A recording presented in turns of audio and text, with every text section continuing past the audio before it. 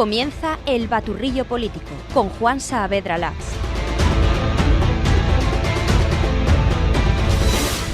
Hola, ¿qué tal? Bienvenidos. Hoy es 9 de julio. Yo soy Juan Saavedra y esto es El Baturrillo Político, la actualidad de Aragón cocinada a fuego lento. Queridos amigos, no sé qué más tiene que pasar.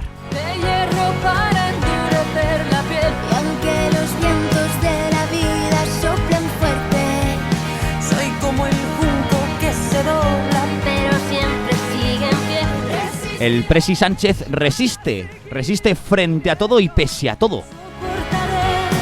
Los golpes y jamás me rendiré, y aunque los sueños se me rompan en pedazos, resistiré.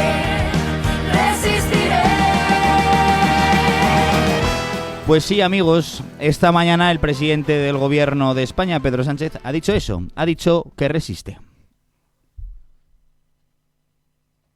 Asumir la responsabilidad, señorías, es pedir perdón, es tomar medidas y, a mi juicio, es seguir haciendo avanzar a España. Y por eso subo a esta tribuna con una honda sensación de decepción, en primer lugar conmigo mismo y sobre todo con aquellos en quienes nunca debí confiar. Pero también subo con la seguridad, señorías, de ser un político limpio y con el orgullo de quien lidera un partido ejemplar. Pero después de reflexionar y de escuchar a mucha gente, comprendí que tirar la toalla no es nunca una opción. Si es que, como dice la canción de Resistiré, Sánchez es ese junco que, aunque se doble por las fuertes rachas de viento, siempre sigue y sigue, aunque sea arrastrándose. Vamos a escuchar la opinión al respecto del presidente aragonés, de Jorge Azcón. Yo creo que cuando un político está cao, no tiene que tirar la toalla, lo que tiene que hacer es irse. No consiste en resistir, consiste en pensar en los españoles. Y es evidente que si hoy Pedro Sánchez no está dispuesto a presentar su dimisión, lo hace pensando en él personalmente, no lo hace pensando en el país. El problema no es que Pedro Sánchez quiera tirar la toalla, el problema es que Pedro Sánchez ya está cao. Y cuando en un combate alguien está en la lona, lo que tiene que hacer es darse cuenta de la situación en la que se encuentra el presidente del gobierno. Quienes hemos tirado la toalla hemos sido los ciudadanos con la política en general. Miren, hay un dicho que dice que más vale pedir perdón que permiso, y parece que con eso vale. Sánchez pide perdón y seguimos como si nada. Por favor, si es que a Rajoy se lo cargaron por menos, en fin. Llega Sánchez con sus medidas anticorrupción, pasa de ser culpable a víctima, y de víctima a policía de la corrupción. Y ya estaría, los corruptos fuera, pero no sabemos si la UCO sacará más mordidas a la luz con nuevos protagonistas. Ya estaría. Sigamos gobernando. Oiga, es una cuestión de responsabilidad. Mejor nosotros que el Partido Popular o Vox. Salvemos a España de la ultraderecha, en fin. Y para gobernar al PSOE le sigue haciendo falta sus socios. Vamos a volver a escuchar a Azcón. Es una broma que los socios del Partido Socialista quieran comparar situaciones políticas o pedir explicaciones. Saben lo que tienen que hacer, pero no se atreven a hacerlo por una sencilla razón. Porque Sumar tiene 5 ministerios con sus 5 tropas de asesores, con sus 5 coches oficiales, y no van a estar dispuestos a dejar los ministerios por mucho que sepan que están robando en el Partido Socialista. No puedo estar más de acuerdo. Mucho ruido, pocas nueces, los socios de Sánchez. Puro teatro. Tenían que cumplir con su papel, tenían que desmarcarse de la corrupción del cerdansanchismo, pero es que, claro, separarse de Sánchez significa dejar el sillón. Hace semanas escuchábamos al socio de Sánchez, a Jorge Puello, diputado de Chunta y portavoz de Sumar, lo escuchábamos siendo muy crítico, de los más duros, si me permiten, de entre todos los socios de Sánchez, y decía que algo tendría que cambiar en el PSOE para mantener su apoyo a Sánchez. La pregunta sería ¿qué ha cambiado, no? Con las medidas anticorrupción que hoy ha presentado Sánchez, parece que a Chunta le es suficiente. Puro teatro. A Chunta le interesa mantener su apoyo al gobierno a toda costa. Tener al señor Puello en el Congreso de los Diputados es un altavoz mediático que le puede dar muchos votos a Chunta en Aragón. Por eso digo, puro teatro. Mientras que Sánchez resiste, nos toca resistir a Sánchez.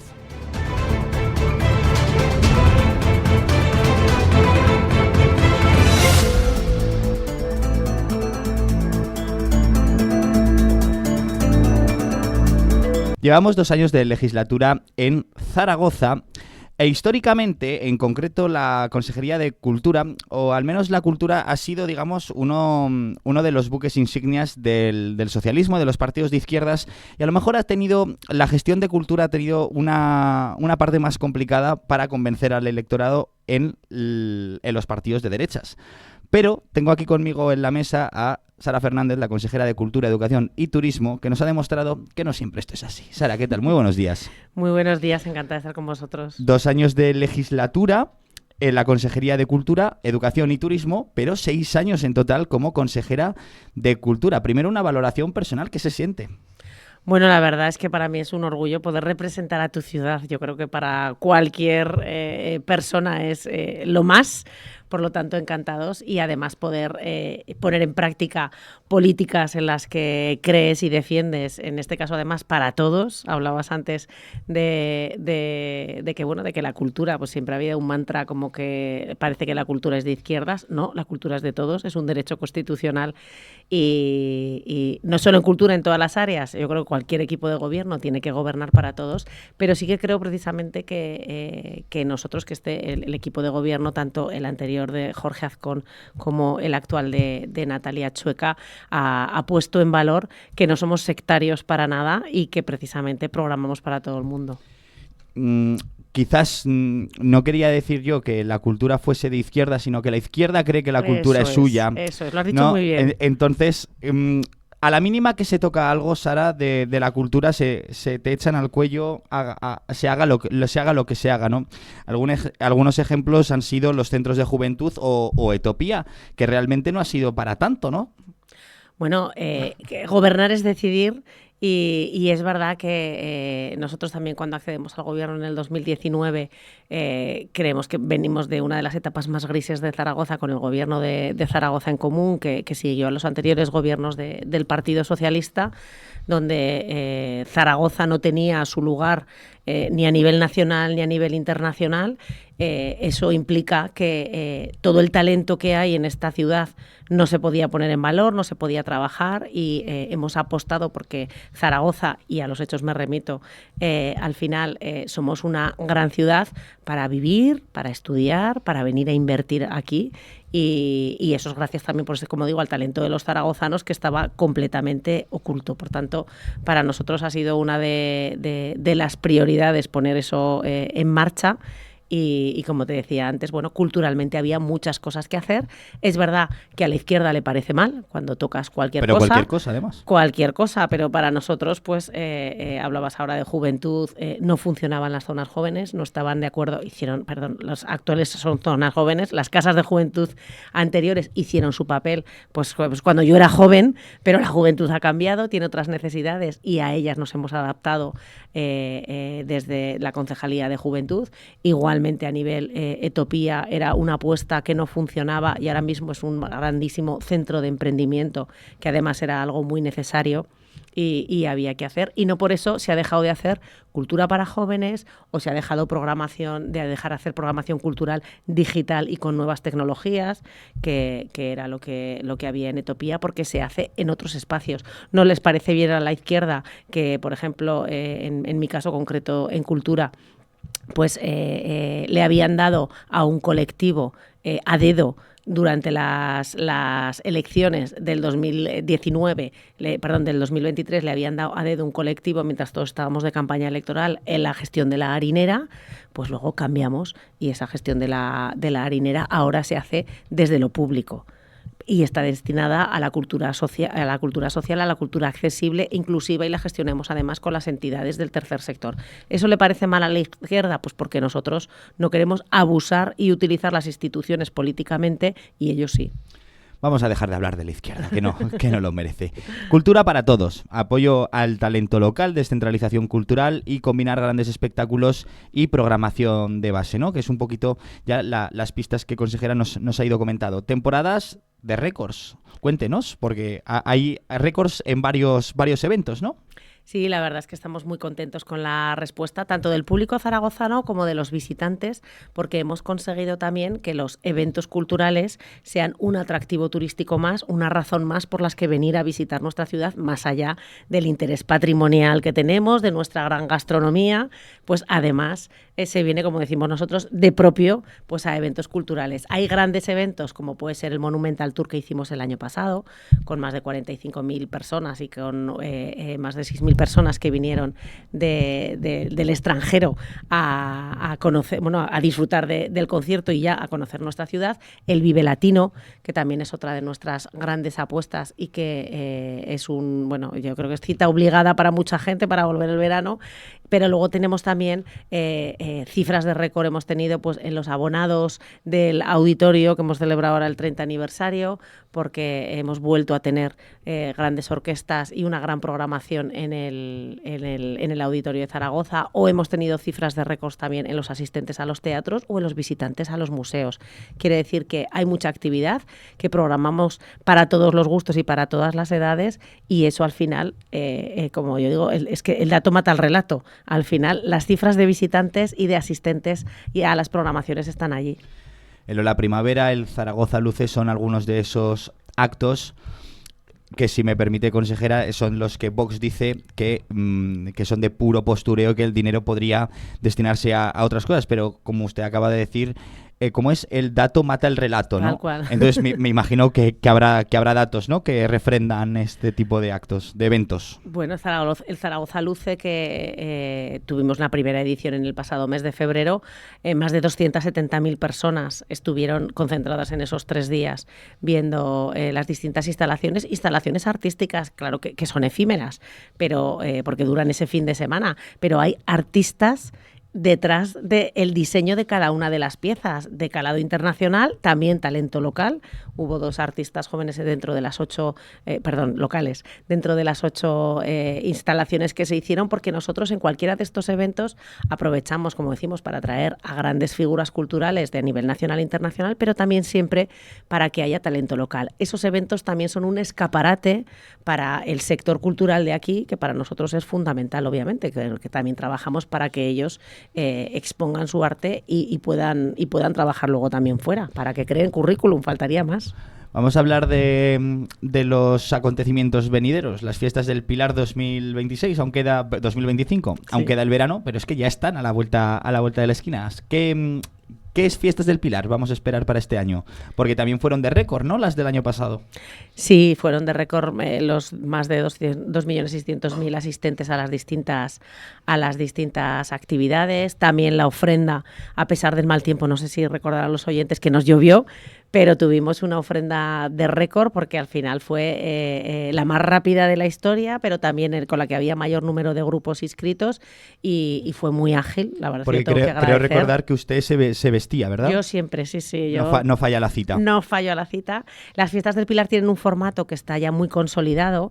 Lo que nosotros impulsamos cuando llegamos en el 2019 al equipo de gobierno fue la descentralización, absolutamente en todos los distritos urbanos y en todos los barrios rurales.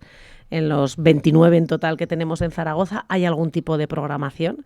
Es una programación pues muy diferenciada, porque hay para público familiar, hay para jóvenes, hay para mayores. Todo el mundo puede encontrar algo en las fiestas del Pilar que le guste hacer, y nosotros pues vamos metiendo pequeñas introducciones. El año pasado creció la ofrenda de frutos y ya hubo grupos de Zaragoza que participaron, y creamos por primera vez, institucionalizamos el acto de la colocación de la Virgen en la estructura antes de la ofrenda de flores, que la verdad es que acudieron más de 8.000 personas, que no nos esperábamos para nada, porque es la primera vez que hacíamos ese evento y obviamente lo queremos reforzar. Es decir, que respetando la tradición y poniéndola en valor, que para nosotros es muy importante, las ofrendas, el rosario, pues hemos creado nuevos actos y nuevos eventos, y siempre vamos preocupándonos sobre todo porque es el gran momento de afluencia de Zaragoza, el momento en el que somos el mayor de los escaparates. Por tanto, lo acometemos con mucha seguridad, pero con una gran programación. También están ustedes trabajando en que Zaragoza se convierta en un escaparate en la Navidad. Sí, la verdad es que nos hemos posicionado como mercado navideño, las cifras a nivel turístico así lo dicen. Tenemos más programación en cuanto a actividades, además en todos los barrios también, que eso para nosotros, lo vuelvo a decir, es algo muy, muy importante porque refuerza, entre otras cosas, el comercio. Trabajamos, otra de las características del equipo de gobierno que lidera Natalia Chueca es que trabajamos de forma transversal. Entonces, por ejemplo, ¿cómo se fomenta el comercio? Entre otras cosas, pero el comercio local, desde Economía utilizan la cultura para promocionarlo. Por tanto, hay actividades en Navidad para promocionar que vayamos a comprar a las tiendas de nuestros barrios, por poner un ejemplo. Es decir, que tenemos como 40 días más o menos de Navidad en la ciudad. El recorrido de las luces ha funcionado perfectamente porque, como decimos, dinamiza los barrios y, por tanto, vamos a seguir apostando por ser ese evento tan importante para nosotros como es la Navidad. Apostamos también por una nueva cabalgata, que también le daremos buen formato el año que viene. ¿Podemos hacer algún spoiler? Todavía no. Como para el Pilar, todavía no. Nueva cabalgata, pero no se sabe nada más. No, haremos crecer la que tuvimos. Ajá. O sea, el año pasado estrenamos, hubo nuevos trajes, hubo nuevo relato más navideño y vinculado también a nuestras tradiciones, y en eso vamos a seguir trabajando. Vale, pues lo dejo estar ahí, consejera, ahí no le tiro más. Por último, que quisiera tocar el último palo que nos queda, que es el fomento del audiovisual, ¿no? Sobre todo con esa fábrica Giesa, ¿no? Y el hub audiovisual que se está preparando. En Giesa se va a convertir en el Distrito 7, es una de las apuestas de la alcaldesa, además de los compromisos electorales, y va en programa electoral. El sector del audiovisual es una de nuestras prioridades a nivel cultural. Ya la pasada corporación creamos la Zaragoza Film Office y han crecido exponencialmente los rodajes que se hacen en nuestra ciudad. Empezamos en el 2021 con 13 rodajes y cerramos el 2024 con más de 200. Para nosotros es algo muy importante, no solamente porque se pone en valor nuestra ciudad como escenario, también porque dejan una economía muy importante cuando vienen aquí los distintos equipos, pero también porque cuentan también para formar esos equipos con trabajadores, tanto en lo artístico como en lo profesional de Zaragoza. Es decir, contratan a personal aquí, y para nosotros es algo muy importante. También tenemos acuerdos en ese sentido con las distintas entidades, universidad y escuelas que tienen formación en el audiovisual. Ese compromiso con el audiovisual se complementa también, por supuesto, con la difusión, con nuestro apoyo a los distintos festivales, y es lo que queremos hacer crecer en el Distrito 7. La antigua fábrica de Giesa va a haber platos de rodajes, tanto digital como físico, y toda una infraestructura que ahora mismo está en obras, con una ayuda de fondos europeos también, y que, como decimos, queremos que sea el centro neurálgico del sector audiovisual. Dos últimas cuestiones, consejera. Si usted tuviera que hacer autocrítica, ¿qué me podría decir de la Consejería de Cultura, Educación y Turismo? Bueno, para empezar, que nos queda mucho por hacer. O sea, esa va a ser mi pregunta final. Mi pregunta final claro, era ¿qué queda para los 2 años de legislatura? Que sigue la podemos juntar. Sigue quedando, desde luego, el compromiso de seguir funcionando y de seguir haciendo cosas, de mantener a Zaragoza, que siga creciendo como ese foco cultural que para nosotros es muy importante, y seguir apoyando, desde luego, al sector.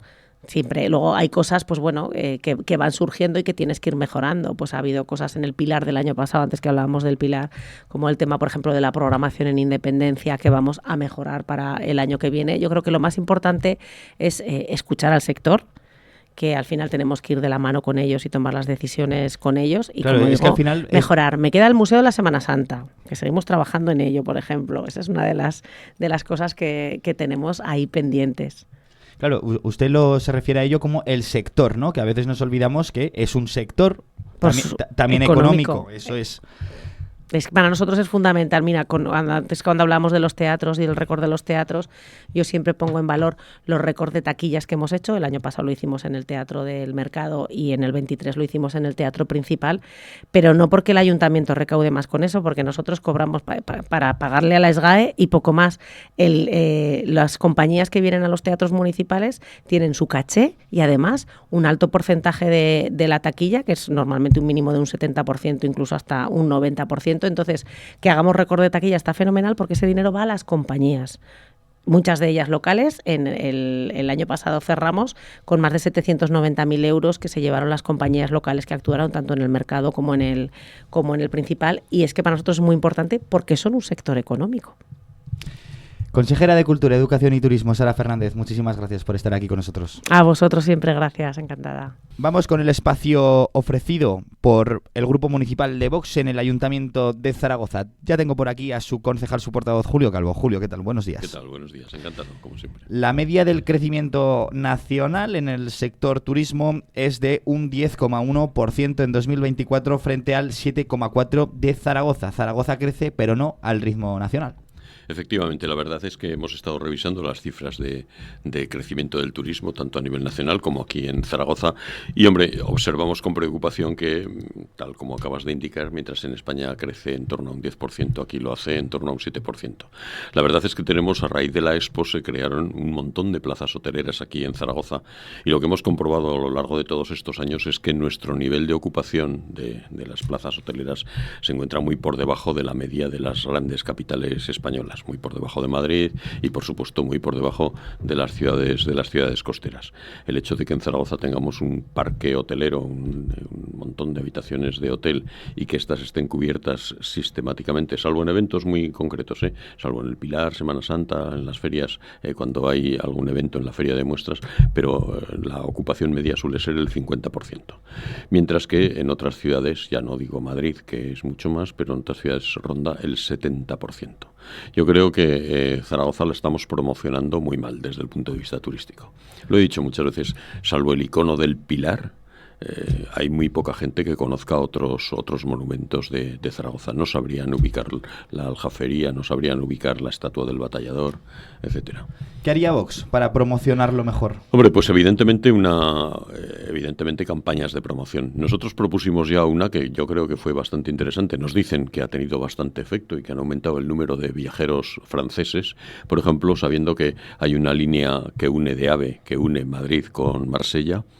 Y nosotros dijimos, bueno, hay un montón de paradas de ciudades francesas en donde para el AVE, allí en esas estaciones se tendrían que poner paneles explicativos, MUPIs, en donde se indicará la existencia de Zaragoza y lo que ofrece Zaragoza. El que los franceses que viajen, por ejemplo, a Madrid, sepan que entre Barcelona y Madrid existe una ciudad como Zaragoza que tiene mucho que ofrecer y que bien merece una parada y una visita. También desde Vox ponen el tiro en el aeropuerto, hay que reactivarlo. La verdad es que sí, las cifras de nuestro aeropuerto son muy decepcionantes. Somos la quinta ciudad en apretada pugna, como digo, con Sevilla.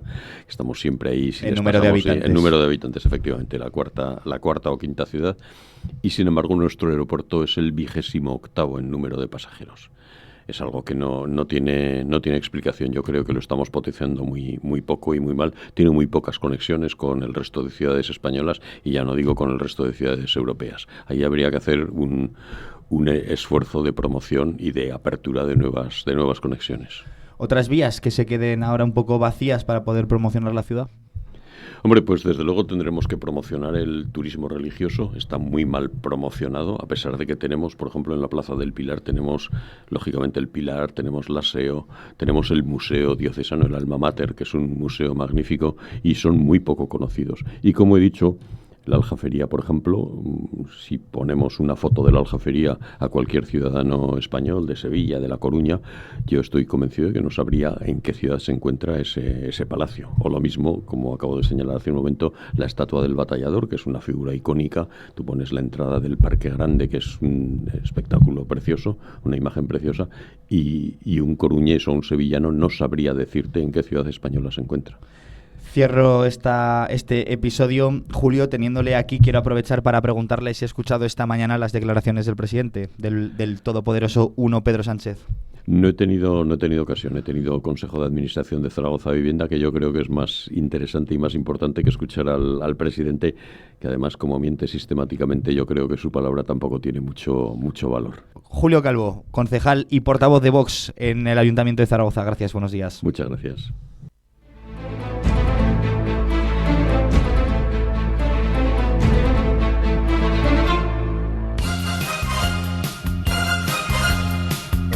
Vamos ahora a conocer otros titulares que nos ha dejado la mañana. Más bien vamos a conocer otras noticias a través de los titulares de los principales digitales de Aragón. Empezamos con El Español de Aragón, que se vuelve a acordar de la grada de animación que tuvo ayer la polémica por si se ponía o no se ponía. Adaptar el Ibercaja Estadio para tener una grada de animación hubiera costado 2 millones de euros más. Heraldo de Aragón. Este miércoles se han conocido las notas de corte para las carreras, para el acceso a las carreras de la Universidad de Zaragoza, y Heraldo de Aragón titula: esta es la carrera con la nota de corte más alta de la Universidad de Zaragoza. Se quedarán con las ganas. El Periódico de Aragón. Buenas noticias para los opositores. Estas son las especialidades en Aragón que ya no tendrán examen oral. También se quedarán con las ganas, pero ya les aseguro que son todas menos 6 de ellas, así que será sencillo hacerse con esa información. Aragón Digital. Titular más serio. Bomberos de Aragón se incorpora al incendio de Pols en Tarragona, que sigue fuera de control tras una intensa noche. Diario de Teruel. Motorland reasfaltará los viales de acceso al circuito gracias a 2,5 millones de euros del FITE.